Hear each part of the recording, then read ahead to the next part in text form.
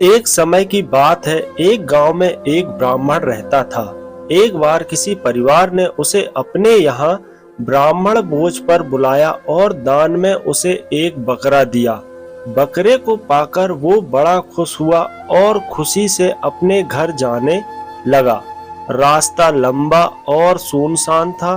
रास्ते में ब्राह्मण के कंधे पर बकरे को देखकर तीन ठग के मन में उस बकरे को चुराने का विचार आया। तीनों ने उसे हत्याने की योजना बना ली।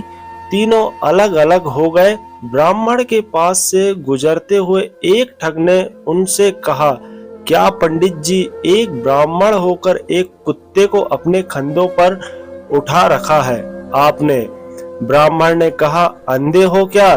कुछ भी अनाप शनाप बोल रहे हो? तुम्हें दिखाई नहीं देता ये कुत्ता नहीं बकरा है? इस पर ठग ने कहा, मेरा काम था बताने का, आगे आपकी मर्जी। थोड़ी दूर चलने के बाद ब्राह्मण को दूसरा ठग मिला। उसने ब्राह्मण से कहा, पंडित जी, क्या आप नहीं जानते उच्च कुल के लोगों को अपने कंधों पर कुत्ता नहीं लादना चाहिए? ब्राह्मण ने उसे भी झिड़का दिया और आगे बढ़ा। थोड़ी और दूर आगे जाने के बाद ब्राह्मण को तीसरा ठग मिला और उसने पूछा, पंडित जी, इस कुत्ते को पीठ पर लाद के जाने का क्या कारण है? इस बार ब्राह्मण के मन में शक आया कि कहीं उसकी ही आंखें धोखा तो नहीं खा रही है।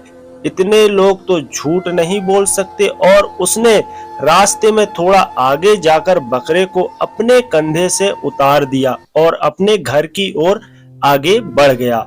उसके आगे जाते ही तीनों ठग बकरे को वहां से उठा ले गए और उसे मारकर उसकी दावत खाई। तो दोस्तों, इस कहानी से यह सीख मिलती कि कई बार झूठ को भी मेजॉरिटी में बोलने पर वह सच जैसा मालूम पड़ता है और लोग धोखे का शिकार भी हो जाते हैं।